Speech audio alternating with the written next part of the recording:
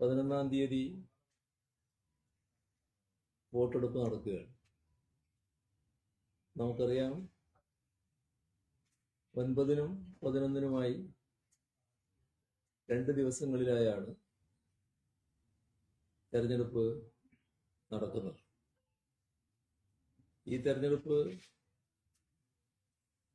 കേരളത്തെ സംബന്ധിച്ചിടത്തോളം വളരെ പ്രാധാന്യമുള്ള ഒരു തെരഞ്ഞെടുപ്പായിട്ട് തന്നെയാണ് കാണുന്നത്. കാരണം അധികാര വികേന്ദ്രീകരണം നല്ല രീതിയിൽ നടപ്പായിട്ടുള്ള സംസ്ഥാനമാണ് കേരളം. രാജ്യത്തിന് തന്നെ മാതൃകയാകും വിധമുള്ള പ്രവർത്തനമാണ് തദ്ദേശഭരണ സ്ഥാപനങ്ങൾ നിർവഹിക്കുന്നത്. അതിന് കഴിയുന്നത് പ്രാദേശിക സർക്കാരുകൾ എന്ന നിലക്കുള്ള അധികാരവും ഫണ്ടും തദ്ദേശഭരണ സ്ഥാപനങ്ങൾക്ക് ലഭ്യമാകുന്നു എന്നതാണ്. അതിൻ്റെ ഭാഗമായി നാടിൻ്റെ പൊതുവായ വികസന കാര്യങ്ങളിൽ നല്ല പങ്കാളിത്തം തദ്ദേശഭരണ സ്ഥാപനങ്ങൾക്ക് വഹിക്കാനാകുന്നു. ഇപ്പോൾ അടുത്ത കാലത്ത് കേരളം ഏറ്റവും അധികം ശ്രദ്ധിക്കപ്പെട്ട ഒന്നാണ് നമ്മുടെ സംസ്ഥാനം അതിദാരിദ്ര്യമുക്തമായത്. അത് രാജ്യത്തിൻ്റെ സാഹചര്യത്തിൽ അങ്ങേയറ്റം അത്ഭുതമുളവാക്കുന്നൊരു കാര്യമാണ്. അതുകൊണ്ട് തന്നെ രാജ്യവും ലോകം തന്നെയും കേരളം എങ്ങനെയാണ് ഇത്തരമൊരു നേട്ടം കൈവരിക്കാൻ ഇടയായത് എന്നത് ചിന്തിക്കുകയാണ്. ഒരു കാര്യം നമുക്ക് കാണാൻ കഴിയുന്നത്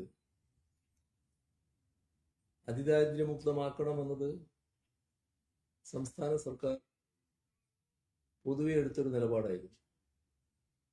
പക്ഷേ അത് പ്രാവർത്തികമാക്കുന്നതിൽ ഏറ്റവും പ്രധാന പങ്ക് വഹിച്ചത് കേരളത്തിലെ തദ്ദേശഭരണ സ്ഥാപനങ്ങൾ. എല്ലാ തദ്ദേശഭരണ സ്ഥാപനങ്ങളും നല്ല ആരോഗ്യകരമായ ഒരു മത്സരത്തിൽ തന്നെ ഏർപ്പെട്ടു എന്ന് പറയും.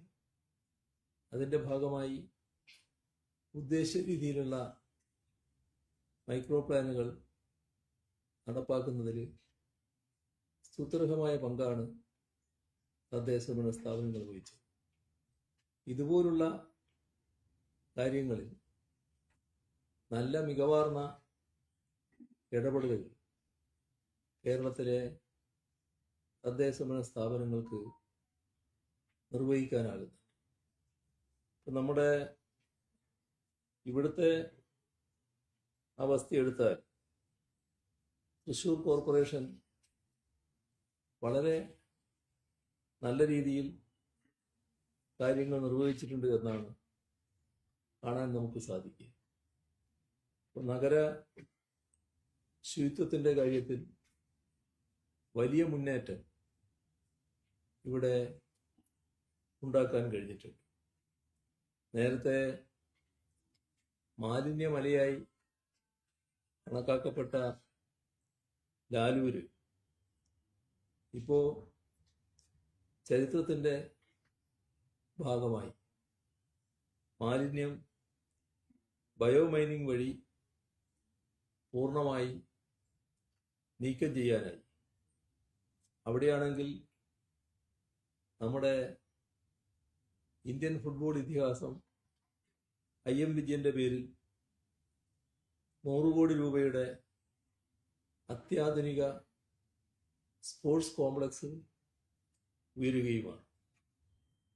തൃശ്ശൂരിനെ സീറോ വേസ്റ്റ് കോർപ്പറേഷൻ എന്ന ലക്ഷ്യത്തിലേക്ക് നയിച്ചതിലൂടെ ഇന്ത്യയിലെ മാലിന്യമുക്ത നഗരങ്ങളുടെ പട്ടികയിൽ മികച്ച സ്ഥാനമാണ് തൃശ്ശൂർ കോർപ്പറേഷന് നേടാൻ കഴിഞ്ഞിട്ടുള്ളത്. അതേപോലെ തന്നെ നഗരഗതാഗതം സുഗമമാക്കാൻ ശക്തൻ നഗറിൽ നിർമ്മിച്ച ആകാശപാത അത് പൂർത്തിയാക്കിയത് ശ്രദ്ധേയമായ ഒരു കാര്യമാണ്. BMBC നിലവാരത്തിൽ നവീകരിച്ച് ചരിത്രപ്രസിദ്ധമായ നല്ല രീതിയിൽ നമ്മുടെ നഗരത്തിലെ ഗതാഗത സൗകര്യം, പ്രധാന റോഡുകൾ എല്ലാം BMBC നിലവാരത്തിൽ നവീകരിക്കാനായിട്ട് ഏറ്റവും പ്രധാനപ്പെട്ട ഒന്നാണ് വഞ്ചിക്കുളത്തെ നവീകരിച്ച് പുനരുജ്ജീവിപ്പിച്ച് ബോട്ട് സർവീസ്, അതോടൊപ്പം ഓപ്പൺ ജിം തുടങ്ങിയ സൗകര്യങ്ങളോടെയുള്ള ടൂറിസ്റ്റ് കേന്ദ്രമാക്കി മാറ്റിയത്. വേറൊരു നല്ല ഇടപെടലാണ് കുടിവെള്ളക്ഷാമം പരിഹരിക്കുന്നതിനായി കോർപ്പറേഷൻ നേരിട്ട് ഏറ്റെടുത്ത പീച്ചി പൈപ്പ് ലൈൻ പദ്ധതി. അത് മാതൃകാപരമായ രീതിയിൽ നിർവഹിക്കാനായിട്ട് ഒല്ലൂരിൽ 20 ലക്ഷം ലിറ്റർ വെള്ളം സംഭരിക്കാൻ ശേഷിയുള്ള ജലസംഭരണിയാണ് സ്ഥാപിച്ചിട്ടുള്ളത്. ഇതെല്ലാം നല്ല നിലയിൽ കോർപ്പറേഷന്റെ പ്രവർത്തനത്തിന്റെ മികവ് എടുത്തു കാണിക്കുന്നവയാണ്. തൃശ്ശൂരിലെ ജനറൽ ആശുപത്രിയെ 240 കിടക്കുകളുള്ള കാത്ത് ലാബ് സൗകര്യങ്ങളുള്ള ആധുനിക ആശുപത്രിയായി മാറ്റുന്നതിന് കഴിഞ്ഞിട്ടുണ്ട്. അതോടൊപ്പം ശക്തൻ നഗറിൽ മദർ തെരേസ സൗജന്യ ഡയാലിസിസ് സെന്റർ ആരംഭിക്കാനും കഴിയും. വിവിധ മേഖലകളിൽ ഫലപ്രദമായ ഇടപെടലാണ് കോർപ്പറേഷൻ നടത്തിയിട്ടുള്ളത്.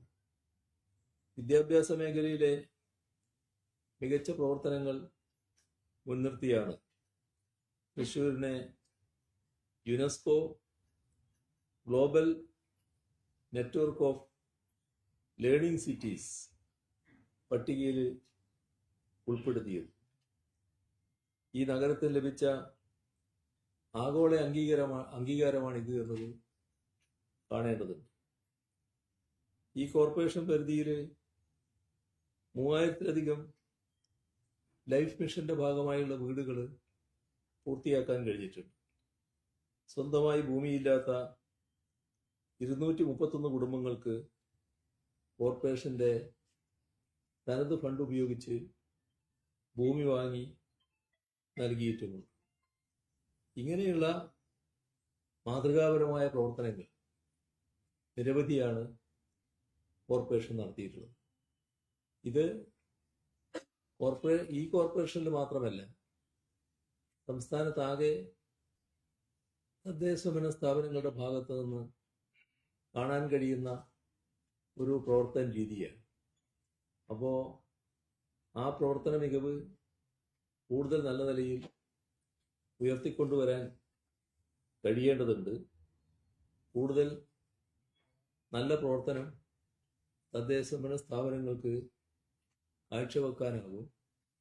ആവശ്യമായ പിന്തുണ സംസ്ഥാനത്ത് സർക്കാർ നൽകി വരികയാണ്.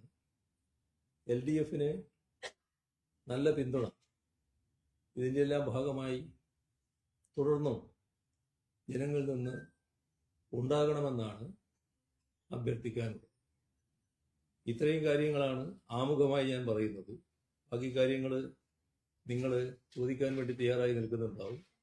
അത് ഉള്ള സമയം ഞാൻ അപഹരിക്കാൻ തയ്യാറാകത്തില്ല.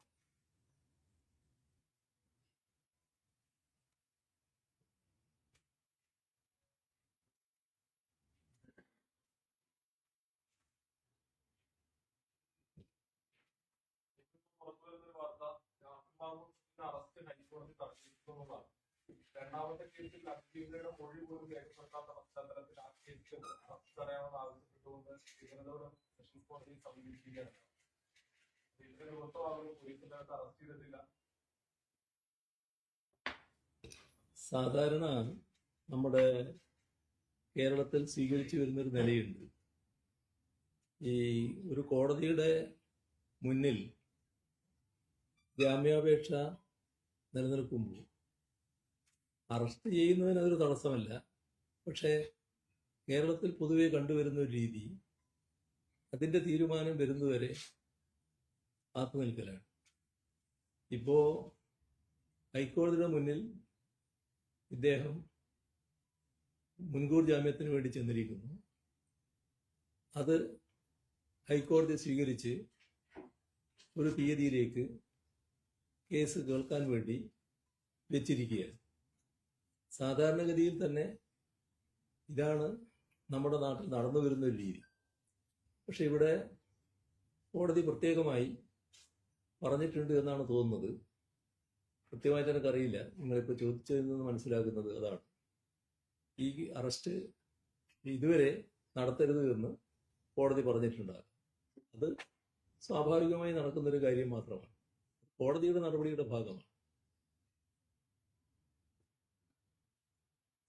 പൂരങ്കലത്തിൽ വിവാദമായിട്ട് ബന്ധപ്പെട്ട് അതാരോപണം CPI ഉന്നയിച്ചത് കമ്മിറ്റി നിയോഗിക്കുകയും അന്വേഷണം പറയുകയും ചെയ്തെങ്കിലും നമ്മുടെ പ്രസ്താവന വരെ ഒന്നും പരാതി പ്രശ്നം പറഞ്ഞത്. പക്ഷെ അതിലൊരു നടപടിയായിട്ടില്ല. അതെന്തായി അതിന്റെ തീരുമാനിച്ചത്? ഞാൻ അറിഞ്ഞിടത്തോളം ഒരു പ്രശ്നവും ബാക്കിയില്ല. എല്ലാ പ്രശ്നങ്ങളും പരിഹരിക്കപ്പെട്ടതാണ്. പൂരങ്കലക്കലിൽ പ്രധാനമായും RSSന്റെയും BJPയുടെ ഒരു ഇടപെടലാണ് അന്ന് ഉയർന്നതിന് ഏറ്റവും പ്രധാനപ്പെട്ട ഒരു കാര്യം എന്ന് പറയുന്നത്. അതിന് അന്വേഷണം പക്ഷേ ഒരുപാട് ആളുകളുടെ മൊഴിയെടുക്കലും മറ്റു കാര്യങ്ങളൊക്കെ ഇന്ന് നടന്നിരുന്നു. പക്ഷെ ഒരു അന്തിമ റിപ്പോർട്ട് എന്നുള്ള രീതിക്ക് അത് സമർപ്പിച്ചതിന് ശേഷം പിന്നീട് ഒരു തുടർ നടപടി ഒന്നും ഉണ്ടായിട്ടില്ല. അപ്പൊ അതിൽ ആരാണ് ശരിക്കും ഒരു ഉത്തരവാദി എന്നുള്ള കണ്ടെത്തിയിട്ടുണ്ടായിരുന്നു.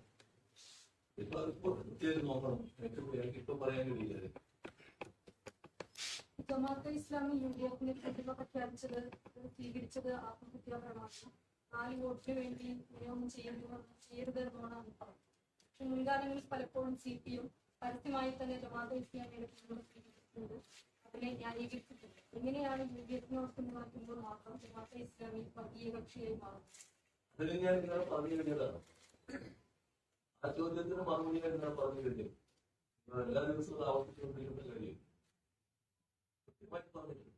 എന്താണ് നടന്നത്?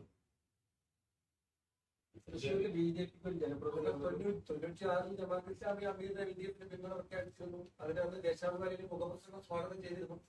നമ്മൾ ഇത്തരത്തിലുള്ള നിലപാടല്ല കണ്ടിരുന്നു. 96 ജമാഅത്തെ ഇസ്ലാമി അമീർ LDFിന് പിന്തുണ പ്രഖ്യാപിച്ചതിന് ദേശാഭിമാനിയിൽ മുഖപ്രസംഗത്തിൽ സ്വാഗതം ചെയ്തിരുന്നു. തെരഞ്ഞെടുപ്പിലെ 2 ശ്രദ്ധേയമായ തീരുമാനങ്ങൾ എന്നായിരുന്നു അന്ന് ദേശാഭിമാനിയുടെ മുഖപ്രസംഗം എന്ന് പറയുന്നത്. CPCയുടെയും ഈ പറയുന്ന ജമാഅത്തെ ഇസ്ലാമിയുടെയും പിന്തുണയെ വളരെ വലിയ രീതിയിൽ ന്യായീകരിച്ചുകൊണ്ടാണ് പറഞ്ഞത്.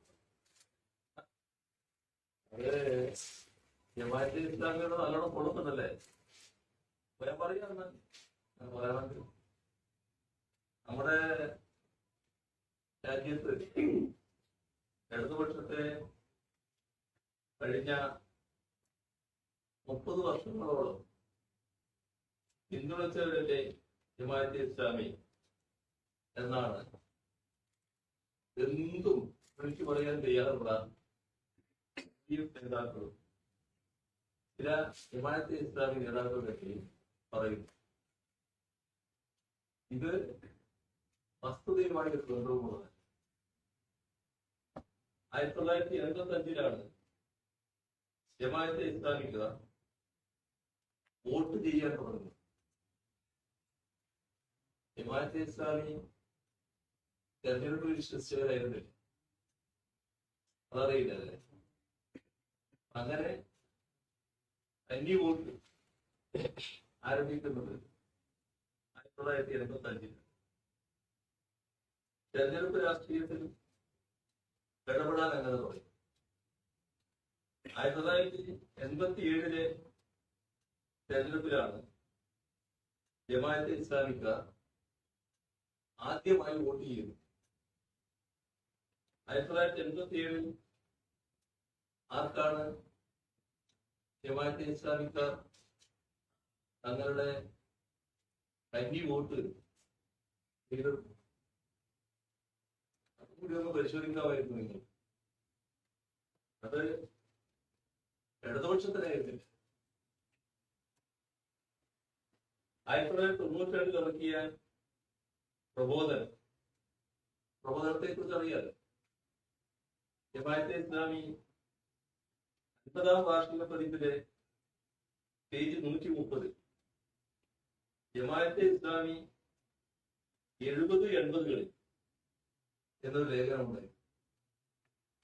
ആ ലേഖനത്തിൽ 1987 തെരഞ്ഞെടുപ്പ് നയത്തെ കുറിച്ച് പറയുന്നു. ഉദ്ധരിക്കുകയാണ്: മൂല്യബോധമുള്ള സ്ഥാനാർത്ഥികൾക്ക് വോട്ട് നൽകുക എന്ന ജമാഅത്തിന്റെ നിലപാട് രാജ്യമാകെ ചർച്ച ചെയ്യും. ഫാസിസ്റ്റ് ശക്തികൾ ജമാഅത്ത് വോട്ട് നൽകുകയുണ്ടായില്ല. ഇത് പ്രബോധനത്തിൽ അവർ തന്നെ എഴുതി വെച്ചിട്ടുണ്ടായിരിക്കും. അപ്പോ ഇടതുപക്ഷത്തിനായിരുന്നില്ല അവരുടെ വോട്ട് എന്ന് അവർ തന്നെ പറഞ്ഞത് അംഗീകരിക്കാൻ ഇപ്പൊ പ്രയാസം കാണില്ല. പിന്നെ ആർക്കാണ് വോട്ട് ചെയ്യുക? അത് കോൺഗ്രസിനാണ് എന്ന് വ്യക്തം. 1991 കോൺഗ്രസിനുള്ള ആ പിന്തുണ ജമാഅത്തെ നല്ല രീതിയിൽ ആവർത്തിച്ചു. എന്നാൽ 1992 ഒരു സാഹചര്യമുണ്ട്. കേന്ദ്രത്തിലെ കോൺഗ്രസ് സർക്കാർ ജമാഅത്തെ ഇസ്ലാമിയെ നിരോധിക്കുന്ന സാഹചര്യവും. അതുകൊണ്ട് തന്നെ തൊട്ടടുത്ത തെരഞ്ഞെടുപ്പ്, അതായത് 1996 അവർ കോൺഗ്രസിന് വോട്ട് ചെയ്യാൻ തയ്യാറാവില്ല. തങ്ങൾ നിരോധിച്ചവർക്കെതിരെ അണിനിരത്താൻ തയ്യാറാവും.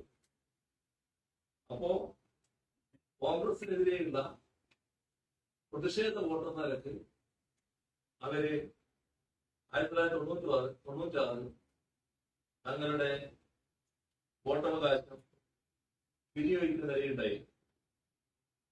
പിന്നീട് ഇങ്ങോട്ട് തെരഞ്ഞെടുപ്പുകൾ വരുമ്പോൾ ജമാഅത്തെ ഇസ്ലാമി പല ഘട്ടങ്ങളിൽ പല രാഷ്ട്രീയ നിലപാടുകൾ സ്വീകരിച്ചു.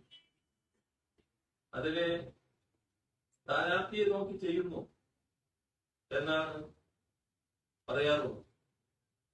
അവിടെയാണ് ഇന്നലെ TKMCയുടെ ഉദാഹരണം ഞാൻ പറഞ്ഞു. ആർക്കായിരുന്നു വോട്ട് ചെയ്തത്? വേറെ ചില ഘട്ടങ്ങളിൽ അവര് സ്വയമേവ മത്സരിക്കുകയും ചെയ്തിട്ടുണ്ട്.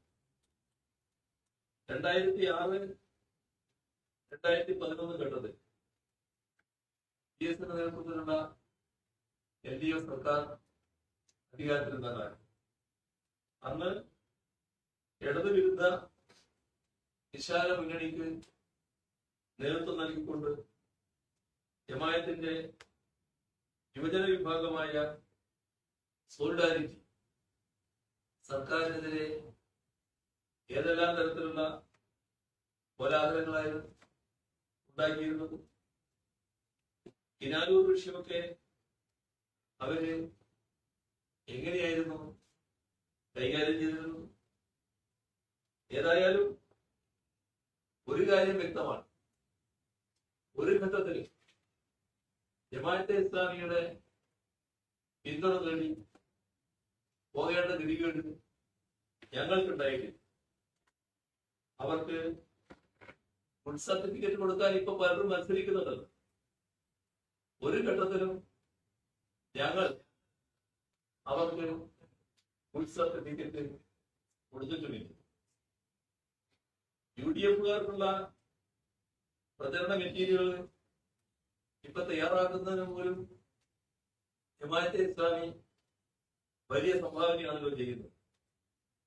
UDFന്റെ പല വിധത്തിലുള്ള നുണപ്രചരണങ്ങൾ ആളുകളെ തെറ്റിദ്ധരിപ്പിക്കാൻ നുണയാണെന്ന് കൃത്യമായി അറിയാമെങ്കിലും ആ നുണ പലവട്ടം ശക്തമായി ആവർത്തിച്ച് പറഞ്ഞാൽ നല്ലൊരു ഭാഗം ആളുകൾ വിശ്വസിക്കാൻ ഇടയുണ്ട് എന്ന സിദ്ധാന്തം നല്ലതുപോലെ അവരിവിടെ എടുത്തുപയോഗിക്കുക. ഇത് UDFന്റെ രാഷ്ട്രീയ അജണ്ട നിശ്ചയിക്കുന്നിടം വരെ ജമാഅത്തെ ഇസ്ലാമിയുമായുള്ള കൂട്ടുകെട്ടിന്റെ ഭാഗമായി ആ അവകാശം അവർക്ക് വിട്ടുകൊടുത്ത നിലയിലേക്ക് UDF മാറിയിരിക്കുന്നു എന്നത് കാണാൻ നമുക്ക് കഴിയും. അപ്പോ ഞങ്ങളുടെ നിലപാട് ഇത്തരം കാര്യങ്ങളിലൊക്കെ സുവ്യക്തമായിട്ടുള്ളതാണ്. ജമാഅത്തെ ഇസ്ലാമിയുമായി പല കാര്യങ്ങളും യോജിപ്പുണ്ടെന്ന് തോമസ് പറഞ്ഞിട്ടുണ്ട്. അന്ന് തന്നെ പാർട്ടി സെക്രട്ടറി ആയിരിക്കുമ്പോൾ പറഞ്ഞിട്ടുണ്ട് ജമാഅത്തെ ഇസ്ലാമിയുമായിട്ടുണ്ടായിരുന്ന അകൽച്ച മാറി. നിങ്ങളെടുത്തുണ്ടോ അതിന്റെ തന്നെ ഞാനിവിടെ ഇരിക്കുന്നത് അതിന്റെ ഞാൻ ചോദിക്കുന്നത് എന്ന് പറഞ്ഞേ. ആലപ്പുഴ ഗസ്റ്റ് ഹൗസിൽ കാണാൻ പോയത് സംബന്ധിച്ചുള്ള ഈ ജമാഅത്തെ ഇസ്ലാമി ആർഎസ്എസ്കാരെ കാണാൻ പോയില്ലേ? ജമാഅത്തെ ഇസ്ലാമി അത് ആർഎസ്എസ് അടുത്ത കാലത്ത് പോയി കണ്ടു.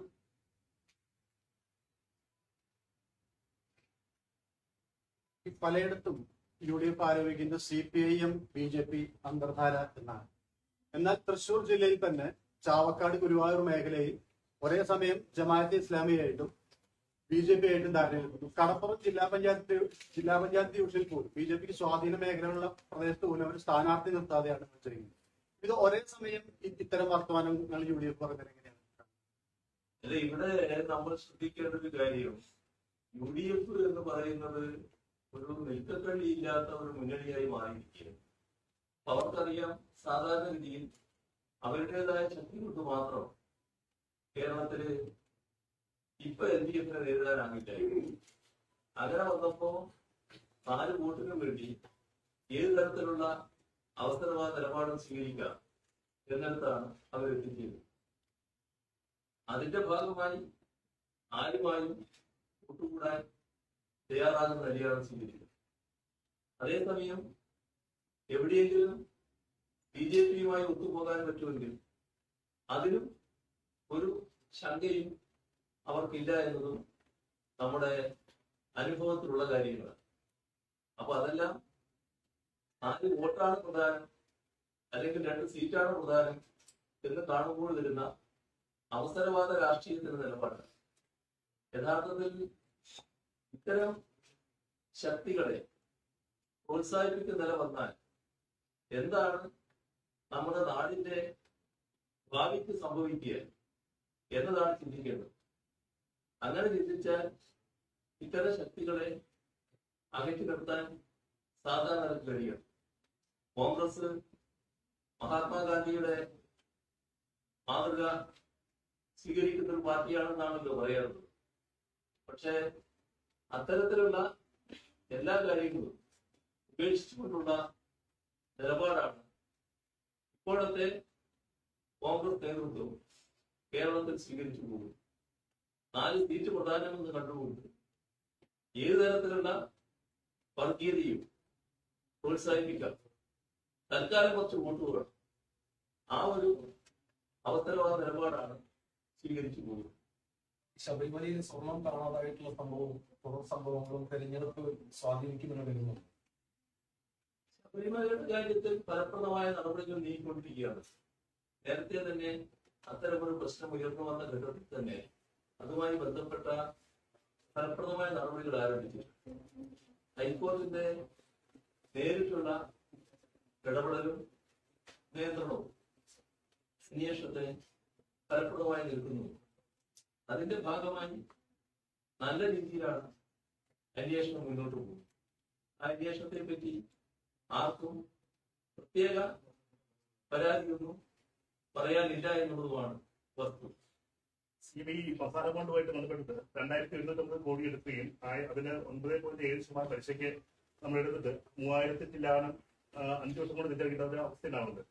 ഇത് വലിയ നഷ്ടമാണ് സംസ്ഥാനത്ത് ഉണ്ടാകുന്ന 40 രൂപയുള്ള ആരോപണം. അതൊക്കെയാണ് കാണുന്നത്.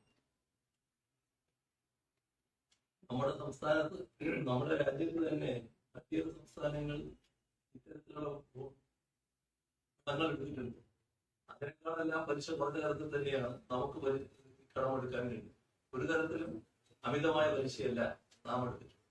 ഈ സോവറിൻ ഗ്യാരണ്ടി ഉപയോഗിച്ചതിനേക്കാൾ താഴ്ന്ന പലിശയ്ക്ക് മറ്റു സംസ്ഥാനങ്ങൾ എടുത്തിട്ടുണ്ടെന്നാണ് നമ്മുടെ മുമ്പിൽ നിന്നുള്ള ഉദാഹരണങ്ങൾ. അപ്പൊ ആ സമയത്ത് ഈ വിധത്തിലുള്ള ഉയർന്ന പലിശയ്ക്ക് നമ്മൾ സ്വീകരിക്കേണ്ടി വരുന്നു എന്നുള്ള പല ഉയർന്ന പലിശയല്ല എന്നാണ് ഞാൻ പറഞ്ഞത്. ഉയർന്ന പലിശയല്ല, താഴ്ന്ന പലിശയാണ്, അത് ന്യായമായ പലിശയാണ്. അതിന്റെ ഭാഗമായിട്ട് ഒരു നഷ്ടവും നമുക്ക് സംഭവിച്ചു.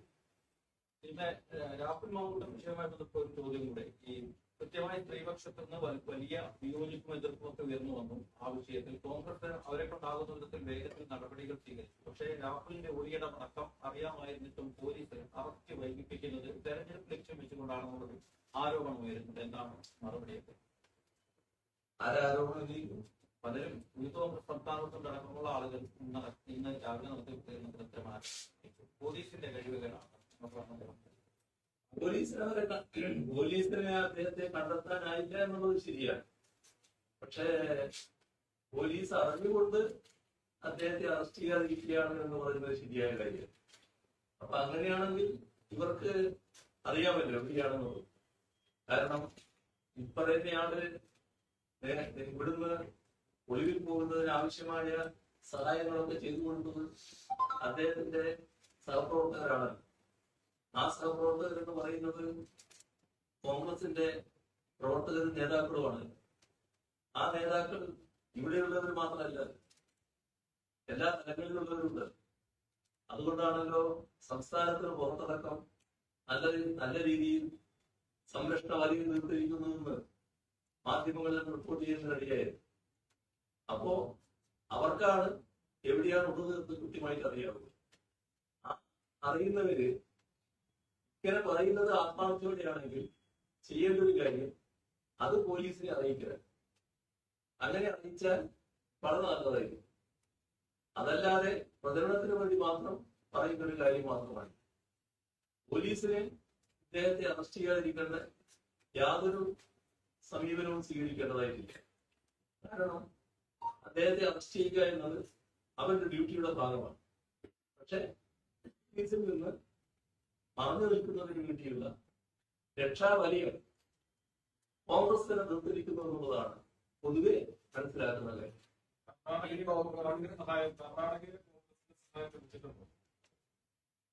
ജപിച്ചിട്ടുണ്ടോ എന്ന് ചോദിച്ചാൽ നിങ്ങളെല്ലാം കണ്ടുകൊണ്ടിരിക്കുന്ന കാര്യമല്ലേ? നിങ്ങൾ തന്നെ റിപ്പോർട്ട് ചെയ്യുന്നത് കർണാടകയിലാണ് പോയതല്ലേ? അപ്പോ എന്താണ് കർണാടകയിൽ പോകാൻ കാരണം? കർണാടകയിൽ പോകണമെങ്കിൽ അതിനുവേണ്ടി ഒത്താശ ചെയ്തു കൊടുക്കുന്നതാണ് ഒരു ക്രിമിനൽ സ്വഭാവമുള്ള ഒരാള്. അയാളുടെ മാത്രം കഴിവിന്റെ ഭാഗമായി പ്രകടിപ്പിക്കുകയല്ലോ. അയാൾക്ക് രാഷ്ട്രീയ പശ്ചാത്തലമുണ്ടല്ലോ, രാഷ്ട്രീയ നേതൃത്വത്തിന്റെ സംരക്ഷണമുണ്ടല്ലോ, ഭാവിയിൽ നിക്ഷേപമാണെന്ന് കണക്കാക്കിയ ഒരാളല്ലേ. അപ്പൊ അദ്ദേഹത്തെ ആ നിലയിൽ സംരക്ഷിക്കുന്നതിനുള്ള നടപടികളിലെ സ്വീകരിച്ചു പോകുന്നത്. അതിൽ ആർക്കൊക്കെ പങ്കുണ്ട്? ഇത് രാവിലെ പ്രസ്താവന നടത്തിയ ആൾ മാത്രമാണോ? അതിന്റെ മൂത്തതുണ്ടോ? ആ മൂത്തതിന്റെയും മൂത്തതുണ്ടോ? ഇതൊക്കെ പരിശോധിച്ചാൽ മാത്രമല്ലേ മനസ്സിലാവും. അതുപോലെ PMC എന്നീ വിഷയങ്ങളിൽ CPM-ന്റെ നിലപാട് ഇടതുപക്ഷത്തിൽ തന്നെ കൺഫ്യൂഷൻ ഉണ്ടാക്കിയിട്ടുള്ളത് ഇലക്ഷനിൽ പ്രതിഫലിക്കാൻ സാധ്യതയുണ്ട്. ഇലക്ഷനിൽ LDF നല്ല രീതിയിൽ മുന്നോട്ട് പോവുകയാണ്. അപ്പോ LDF-ന് എന്തെങ്കിലും പ്രശ്നങ്ങൾ ഉണ്ടോ എന്ന് പരിശോധിക്കാൻ വേണ്ടി ചില വിദഗ്ധന്മാരും വിദഗ്ധകളും ഒക്കെ രംഗത്ത് വരുന്നത്. അതിന്റെ ഭാഗമായിട്ടൊരു ചോദ്യമായിട്ട് മാത്രമേ ഇതിനെ കണക്കാക്കാൻ. LDF-ന് യാതൊരു തരത്തിലുള്ള പ്രയാസവും നല്ല യോജിപ്പോടെ മുന്നോട്ട് പോകുക. ഒരു തരത്തിലുള്ള അനൈക്യവും LDF-നകത്തില്ല. ഈ പറഞ്ഞ കാര്യങ്ങളെല്ലാം കൃത്യതയാണ് നിലപാട് LDF-നുണ്ട്. അത് എന്താണ്? PMC-യുമായി ബന്ധപ്പെട്ട കാര്യം എന്നത് നമ്മുടെ രാജ്യത്ത് കേന്ദ്ര ഗവൺമെന്റ് നടപ്പാക്കാൻ ഉദ്ദേശിക്കുന്ന നമ്മുടെ പുതിയ വിദ്യാഭ്യാസ നയത്തിന്റെ കാര്യം. ആ പുതിയ വിദ്യാഭ്യാസ നയം അംഗീകരിക്കാത്ത കൂട്ടരാണ് ഇടതുപക്ഷം. ആ ഇടതുപക്ഷത്തിന്റെ നയം തന്നെയാണ് ഇവിടുത്തെ LDF-നുള്ളത്. ഇവിടെ ഏതെങ്കിലും തരത്തിൽ അത്തരമൊരു നയം നടപ്പാക്കാനുള്ള നിർബന്ധമാണ് കേന്ദ്ര ഗവൺമെന്റ് കാണിച്ചുകൊണ്ടിരിക്കുന്നത്. എന്നാൽ കേന്ദ്ര ഗവൺമെന്റിന്റെ ആ നയത്തോട് ഏതെങ്കിലും തരത്തിലുള്ള വ്യത്യസ്തത ഈ ചോദ്യത്തിന്റെ പിന്നിലുള്ള താല്പര്യത്തിന്റെ സംരക്ഷകർക്ക് അവരുടെ ഭാഗത്ത് ഉണ്ടോ? അതാണ് നമ്മൾ ചിന്തിക്കേണ്ടത്. കോൺഗ്രസിനെ കുറിച്ച് ചിന്തിക്കണം. കോൺഗ്രസ് നമ്മുടെ രാജ്യത്ത് വിവിധ സംസ്ഥാനങ്ങളിൽ ഭരണത്തിലുണ്ടായിരുന്നല്ലോ, ഇപ്പോഴുണ്ട്. എല്ലാതെയും നേരത്തെ ഭരണത്തിലുണ്ടായിരുന്ന സംസ്ഥാനങ്ങളുണ്ട്. ആ ഭരണത്തിലുണ്ടായിരുന്ന ഘട്ടങ്ങളിലെല്ലാം ഇവിടെ PMC എന്നത് അവര് നല്ല രീതിയിൽ ഒപ്പിട്ട് അംഗീകരിച്ച് നടപ്പാക്കിയിട്ടുണ്ട്. അത് നമ്മുടെ ആ സംസ്ഥാനത്ത് കേന്ദ്രത്തിന്റെ ഈ പറയുന്ന നയം, കേന്ദ്ര വിദ്യാഭ്യാസ നയം, പുത്തൻ വിദ്യാഭ്യാസ നയം അത് നടപ്പാക്കാമെന്നുള്ളതാണ്.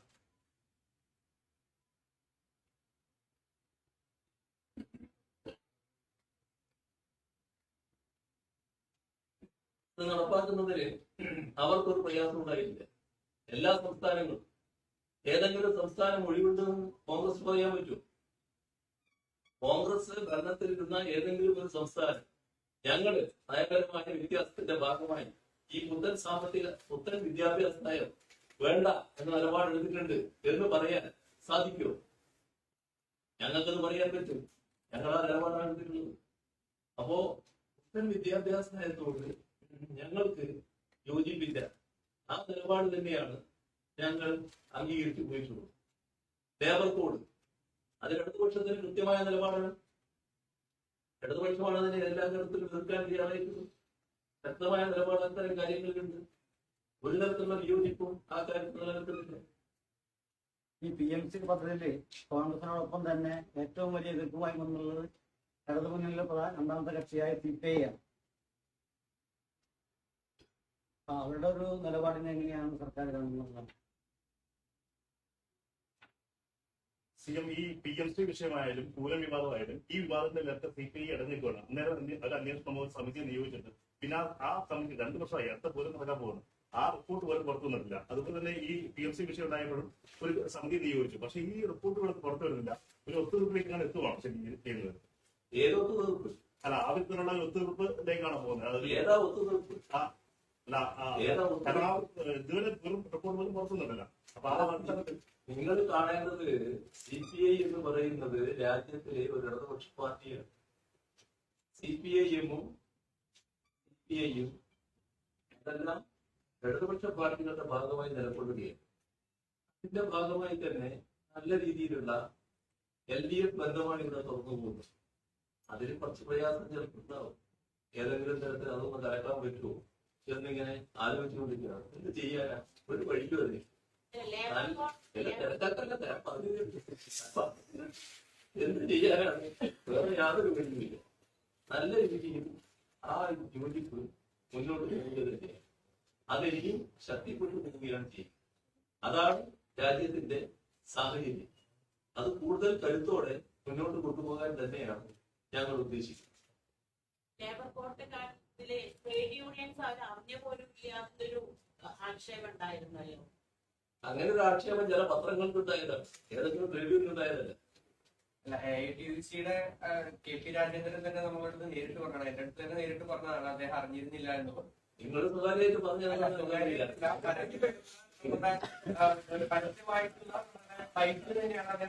ഇവിടെ ശരിയായ രീതിയിൽ കാര്യങ്ങൾ എല്ലാവരും പറഞ്ഞുകൊണ്ട് നടക്കുന്ന കാര്യങ്ങളാണ്. ലേബർ കോഡുമായി ബന്ധപ്പെട്ട് സുവ്യക്തമായ നിലപാടാണ് ഇടതുപക്ഷത്തിനുള്ളത്, CPIM-നുള്ളത്, CITU-വിനുള്ളത്, CPI-ക്കുള്ളത്, AITUC-ക്കുള്ളത്, മറ്റ് ഇടതുപക്ഷ ട്രേഡ് യൂണിയനുകൾക്ക് പഠിക്കുന്ന പാർട്ടികൾക്ക്. ഈ PMC-യുമായി ബന്ധപ്പെട്ട് ഇടതുപക്ഷത്തിന് വ്യക്തമായ ഒരു നിലപാടുണ്ടായിരുന്നു, കാഴ്ചപ്പാടുണ്ടായിരുന്നു എന്ന് CM പറഞ്ഞു. അപ്പൊ അങ്ങനെയാണെങ്കിൽ എന്തുകൊണ്ടാണ് ഇത് പിന്നീട് ഇതൊരു ആദ്യഘട്ടത്തിൽ നടപ്പിലാക്കാൻ ഒരുങ്ങുകയും പിന്നീട് അത് വീണ്ടും കേന്ദ്രത്തിന് കത്തയക്കേണ്ട ഒരു സാഹചര്യം വരുന്നത്? കഴിഞ്ഞ കാര്യമാണ്, അതിപ്പം ചർച്ച ചെയ്യേണ്ടത്. അല്ല, അങ്ങനെ നിലപാടുണ്ടായിരുന്നെങ്കിൽ അത് എന്തുകൊണ്ടാണ്? നിലപാടിന്റെ ഭാഗമായിട്ട് നിൽക്കുമല്ലോ. അപ്പൊ നിലപാട് തന്നെ തുടങ്ങില്ലേ എന്നോട് സംശയം. അല്ല, അത് വ്യതിചരിച്ചുകൊണ്ടാണ് നേരത്തെ എന്തായിരുന്നോ നിലപാട്, ആ നിലപാട് തന്നെയാണ് തുടങ്ങുന്നത്. അപ്പൊ PMC-യുമായി ആ നിലപാടിൽ മാറ്റമൊന്നുമില്ല. PMC-യുമായി മുന്നോട്ട് പോകുന്നില്ലയോ? PMC ആയിട്ട് മുന്നോട്ട് പോകില്ല എന്നുള്ളത് ഞങ്ങൾ നേരത്തെ എടുത്ത നിലപാടാണ്. PMC അല്ല പ്രശ്നം. PMC എന്ന് പറഞ്ഞാൽ എന്താണ്? PMC എന്തിന്റെ ഭാഗമാണ്? PMCയുടെ ഭാഗമായി കേന്ദ്ര ഗവൺമെന്റ് ഉദ്ദേശിച്ചത് ചില സ്കൂളുകൾ നന്നാക്കല. കേരളത്തിൽ സ്കൂളുകൾ നന്നാക്കിയിട്ടില്ലേ? അത് കേരളത്തിന്റെ ഫണ്ട് ഉപയോഗിച്ചിട്ടാണ്. 2000-ഓളം സ്കൂളുകളിൽ നമ്മുടെ നാട്ടില് നവീകരിച്ചത്. 5000 കോടി രൂപയല്ലേ അതിനുവേണ്ടി ചെലവഴിച്ചത്. അപ്പോ PMC എന്നൊരു പദ്ധതിയുടെ നടപ്പാക്കിയില്ലെങ്കിൽ കേരളത്തിലെ വിദ്യാഭ്യാസ മാറ്റം നടന്നുപോകില്ല. ഇവിടെ പ്രശ്നം എന്താണ് ഉണ്ടായത്? അതിന്റെ ഭാഗമായി സാധാരണഗതിയിൽ നമുക്ക് കിട്ടേണ്ട മറ്റു ഫണ്ടുകളും കാലാകാലമായി കിട്ടിക്കൊണ്ടിരിക്കുന്നു. അത് കിട്ടാത്ത അവസ്ഥ, അതിനെ തടയുന്ന സ്ഥിതി വന്നു. അത് PMCയുമായി ബന്ധപ്പെട്ടതല്ല. അതാണ് ഉണ്ടായ പ്രശ്നം.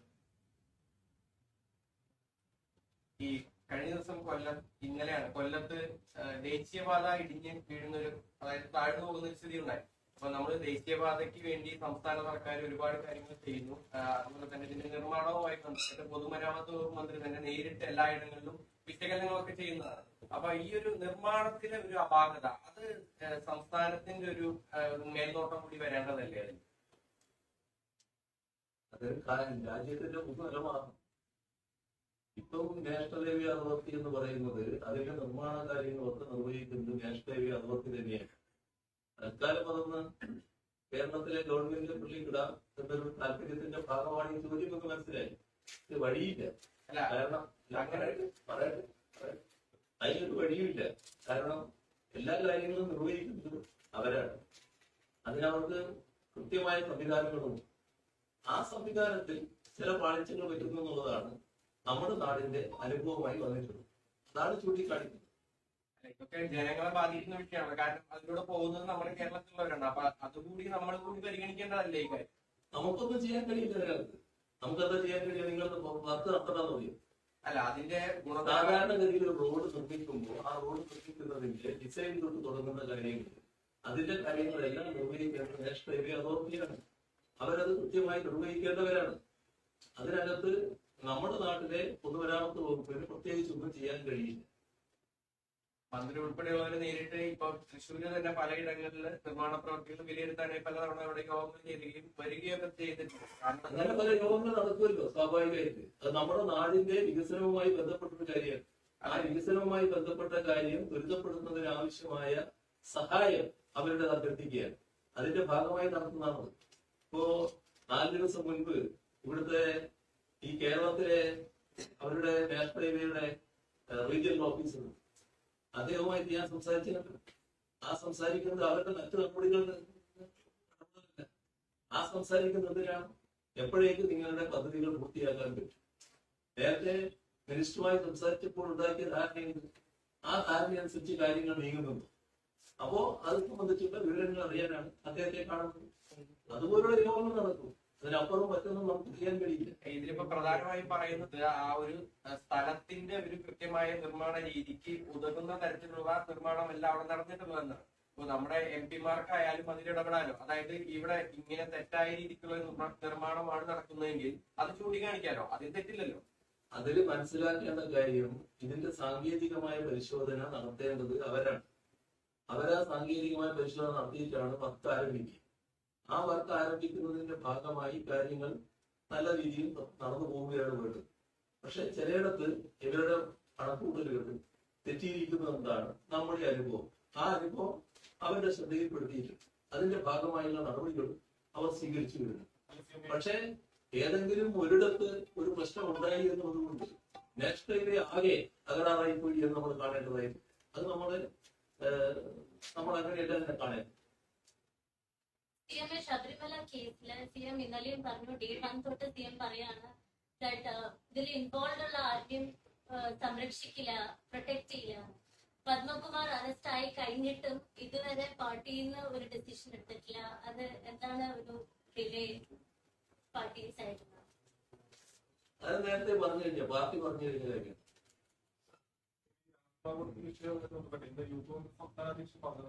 അങ്ങയുടെ രഹസ്യാന്വേഷണ വിഭാഗത്തിന് ഈ രാഹുൽ എങ്ങോട്ടേക്കാണ് മൂവ് ചെയ്യുന്നത് എന്ന പരാതിക്ക് പിന്നാലെ അന്വേഷിക്കാമായിരുന്നു. അത് അന്വേഷിച്ചില്ല. താങ്കളുടെ വീഴ്ചയാണെന്നുള്ളതാണ് പറയുന്നത്.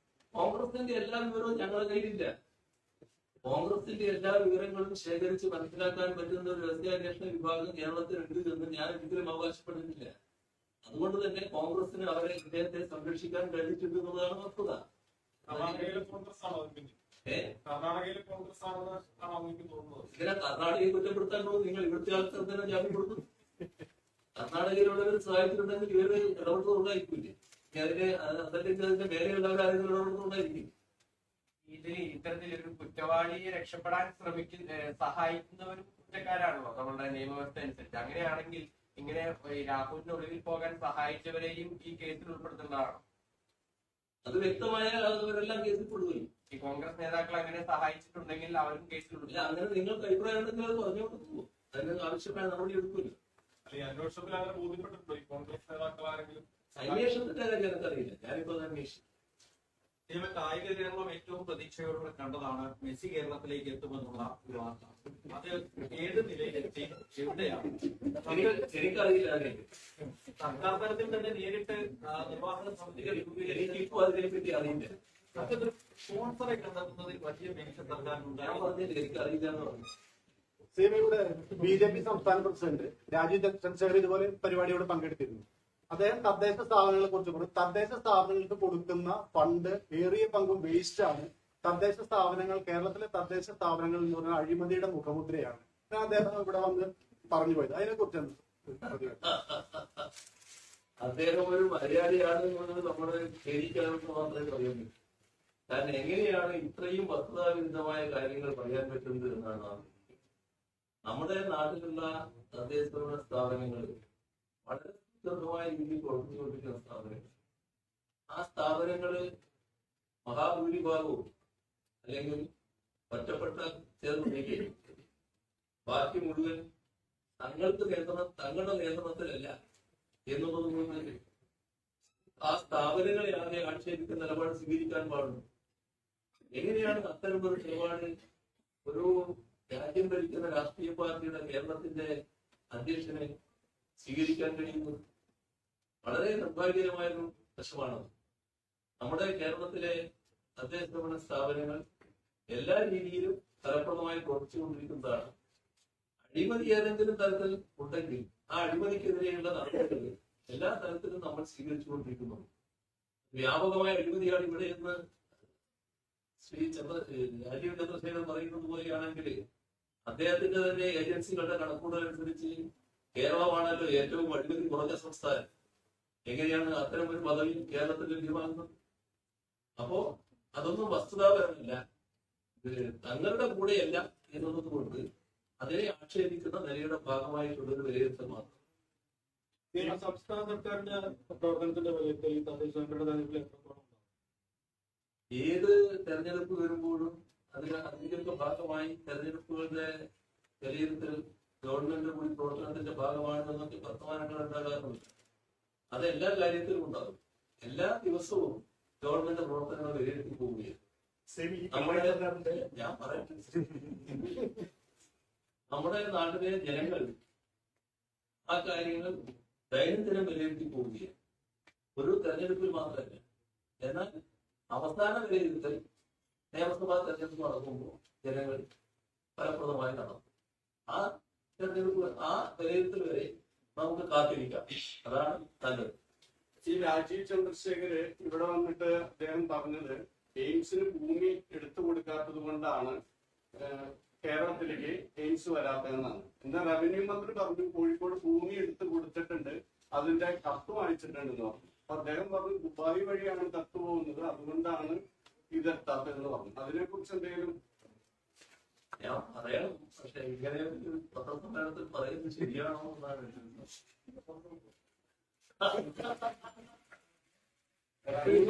ഗുരുവായൂർ എന്ന് പറയുന്നത് അതിനൊരു പരിധി വേണം.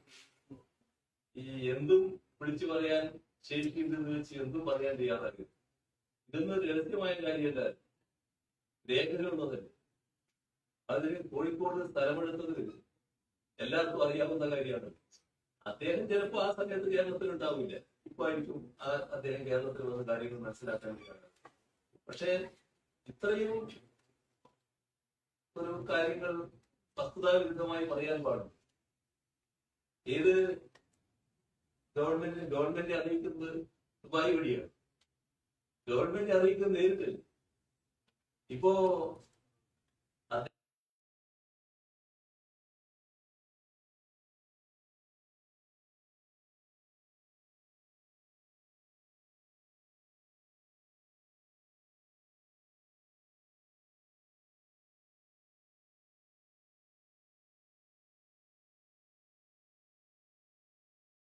കൂടി നേതാവാണല്ലോ പ്രധാനമന്ത്രി.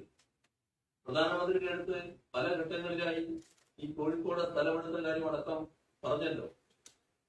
ഈ കാര്യം എന്തുകൊണ്ട് ഞങ്ങൾക്ക് നൽകുന്നില്ല എന്ന കാര്യം ചോദിച്ചല്ലോ. അതിന് അങ്ങനെ തരില്ല എന്നൊരു സമീപനം അദ്ദേഹം ഞങ്ങളോട് പറഞ്ഞില്ലല്ലോ.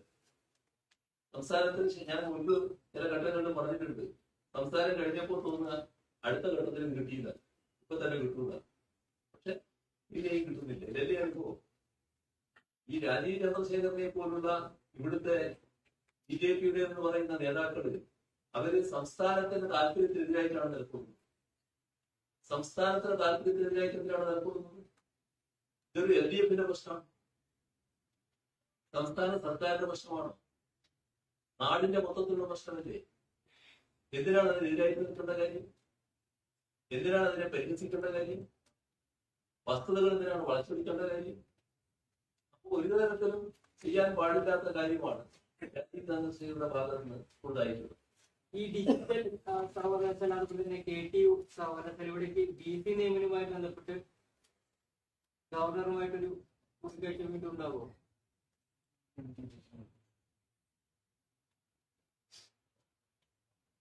അതുമായി ബന്ധപ്പെട്ട ആരോപണങ്ങളുണ്ടോ? SIR-മായി ബന്ധപ്പെട്ട് വലിയ ആശങ്കകൾ ഉണ്ടായിരുന്നു ആദ്യഘട്ടത്തിൽ. CPM-നോ അല്ലെങ്കിൽ സർക്കാരിനോ അങ്ങനെ എന്തെങ്കിലും ആശങ്കയുണ്ടോ? വോട്ടുകളൊക്കെ വെട്ടിപ്പോകുന്നൊക്കെ ബീഹാറിലൊക്കെ അതല്ല ഇത് ഞാൻ അതിൽ ഗവർണറായിട്ടൊരു ചർച്ച ഉണ്ടാവും. KTU അതല്ലേ അതെ അതില് അല്ല ഉണ്ടോന്ന് ചോദിച്ചത് ഇന്നൊരു വാർത്ത ഞാൻ കണ്ടു. അവരതെന്തെങ്കിലും ചോദിക്കുന്നതോ ചോദിക്കാൻ മനസ്സിലാക്കാൻ വേണ്ടിയാണ്. അതില് സുപ്രീം കോടതി തന്നെ ഈ വിഷയത്തിൽ പറയല്ലേ നിങ്ങൾ. അപ്പൊ ഞാൻ ഉദ്ദേശിച്ചത് ആ വാർത്തയുടെ കർത്താക്കള്, അവരുടെ വക്താക്കളുടെ ഉണ്ടല്ലോ, ആ കർത്താക്കളുടെ വക്താക്കൾ. അപ്പോ ആ വക്താക്കള് ഇതിന്റെ ഭാഗമായി ചോദിക്കും, പിന്നെ ഗവർണറുടെ പ്രതിനിധി ഇങ്ങനെ പറഞ്ഞു എന്നൊക്കെ പറയുന്നുണ്ട്. അങ്ങനെ വാർത്തയിൽ കണ്ടിരിക്കും. ഇവിടെ ഡിജിറ്റൽ യൂണിവേഴ്സിറ്റിയിലും ടെക്നിക്കൽ യൂണിവേഴ്സിറ്റിയിലും വൈസ് ചാൻസലർ നിയമന കാര്യത്തില് റിട്ടയേർഡ് സുപ്രീം കോടതി ജഡ്ജി ജസ്റ്റിസ് സുധാംശു ധൂലിയ അധ്യക്ഷനും ചാൻസലറും സംസ്ഥാന സർക്കാർ നിശ്ചയിക്കുന്ന 2 പ്രതിനിധികൾ വീതം അംഗങ്ങളായുമുള്ള സബ്സ്റ്റികം സെലക്ഷൻ കമ്മിറ്റിയാണ് സുപ്രീം കോടതി നിയോഗിച്ചത്. ആ കമ്മിറ്റി പാനൽ തയ്യാറാക്കുകയും അത് മുഖ്യമന്ത്രിക്ക് സമർപ്പിക്കുകയും ചെയ്യും. മുഖ്യമന്ത്രി അതിൽ മുൻഗണനാ ക്രമം നിശ്ചയിക്കും. പേരുകളിൽ എന്തെങ്കിലും അഭിപ്രായ വ്യത്യാസമുണ്ടെങ്കിൽ കാര്യകാരണ സഹിതം അറിയിക്കും. അക്കാര്യം രേഖാമൂലം 2 ആഴ്ചക്കകം മുഖ്യമന്ത്രി ചാൻസലർക്ക് കൈമാറും. ഇതാണ് സുപ്രീം കോടതിയുടെ നിർദ്ദേശം. അതനുസരിച്ച് കമ്മീഷൻ റിപ്പോർട്ട് ലഭിച്ച 2 ദിവസത്തിനകം, 2 ആഴ്ച പറഞ്ഞത് 2 ദിവസത്തിനകം മുഖ്യമന്ത്രിയുടെ അഭിപ്രായ സഹിതം മുൻഗണനാക്രമം നിശ്ചയിച്ച് ചാൻസലർക്ക് കൈമാറിയിട്ടുണ്ട്. അങ്ങനെ ലഭിച്ച റിപ്പോർട്ടിൽ 2 ആഴ്ചക്കകം ചാൻസലർ തീരുമാനമെടുക്കണമെന്നാണ് സുപ്രീം കോടതി വ്യക്തമാക്കിയിരുന്നത്. മുഖ്യമന്ത്രി നൽകുന്ന ഏതെങ്കിലും പേരിനോട് അഭിപ്രായ വ്യത്യാസമുണ്ടെങ്കിലും മുഖ്യമന്ത്രി ഉന്നയിച്ച എതിർപ്പുകളോട് വിയോജിപ്പുണ്ടെങ്കിലും ചാൻസലർ അത് സുപ്രീം കോടതിയെ അറിയിക്കണം. തുടർന്ന് സുപ്രീം കോടതി തീരുമാനമെടുക്കും. ഈ വിധിയുടെ 21ാം ഖണ്ഡിക ഈ കാര്യങ്ങളെല്ലാം വ്യക്തമാക്കുന്നതാണ്. അത് ഉദ്ധരിക്കുന്ന നല്ലതായിരിക്കും. The cases where the Chief Minister of the state has objected to the inclusion of any name in the panel, and such objection is not acceptable to the Chancellor, or where the Chancellor has an objection against empanelment of any particular name for which he has assigned his own reasons, all such files shall be put up before this court. We make it clear that a final decision in this regard shall be taken by this court after giving reasonable opportunity, offering heard to the objection, opportunity of being heard to the objections.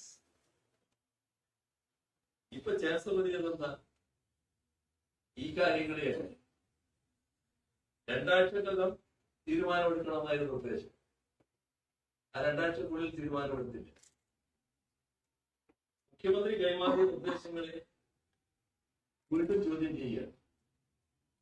സമവായം ഉണ്ടാകണമെന്ന ബഹുമാനപ്പെട്ട supreme കോടതി താല്പര്യം അവഗണിച്ചത് രൂക്ഷമായ വിമർശനത്തിനെതിരെ.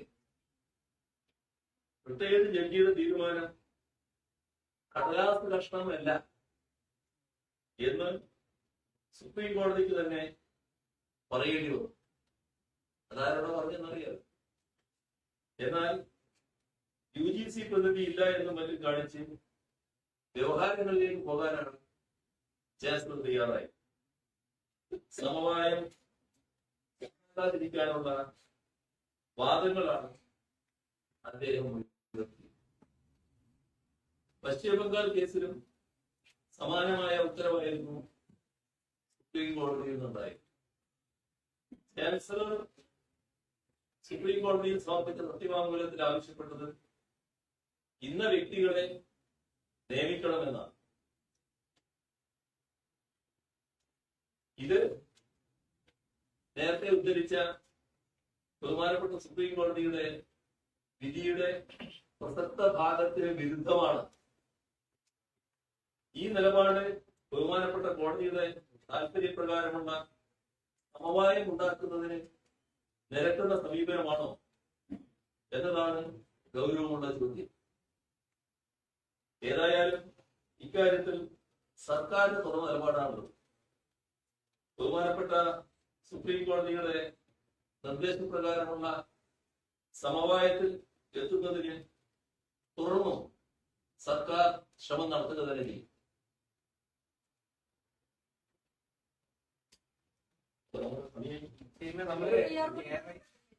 മുഖ്യമന്ത്രി എന്ന നിലയിൽ അങ്ങനെ പ്രതികരണമൊന്നും നടത്തിയിട്ടില്ല. പല പ്രശ്നങ്ങൾ SIR-മായി ബന്ധപ്പെട്ട് കേരളത്തിൽ ഉണ്ടായിട്ടുണ്ട്. അതേസമയം മമത ഉൾപ്പെടെയുള്ള സ്റ്റാലിൻ ഉൾപ്പെടെയുള്ള മുഖ്യമന്ത്രിമാരെ SIR-മായി ബന്ധപ്പെട്ട് കൃത്യമായ പ്രതികരണം നടത്തിയിട്ടുണ്ട്. കേരള മുഖ്യമന്ത്രി ഇക്കാര്യത്തിലൊന്നും പറയുകയാണ്. എന്റെ പ്രസ്താവന നിങ്ങളുടെ മാധ്യമം ചിലപ്പോൾ കൊടുത്തിട്ടുണ്ടാവില്ല. നിങ്ങൾ ചിലപ്പോൾ ആ മാധ്യമം മാത്രമേ കാണുന്നുണ്ടാവും. അതുകൊണ്ട് വന്നത് ധാരണ കഷ്ടക്കാണിക്ക് എന്നാണ് തോന്നുന്നത്. അപ്പുറം ഞാൻ ഇപ്പൊ പറയുന്നില്ല. കാരണം എന്തെങ്കിലും ഇരുത്തിക്കൊണ്ട് ഞാൻ പറഞ്ഞ കാര്യം നിങ്ങൾ പറഞ്ഞില്ല എന്ന് പറഞ്ഞാൽ അത് പ്രതികരിക്കേണ്ടത് ഈ രീതിയിലെല്ലാം നിങ്ങൾ തന്നെ സമ്മതിക്കും. ആ രീതിയിലേക്ക് ഞാൻ കടക്കും. അവസാനിപ്പിച്ചോ?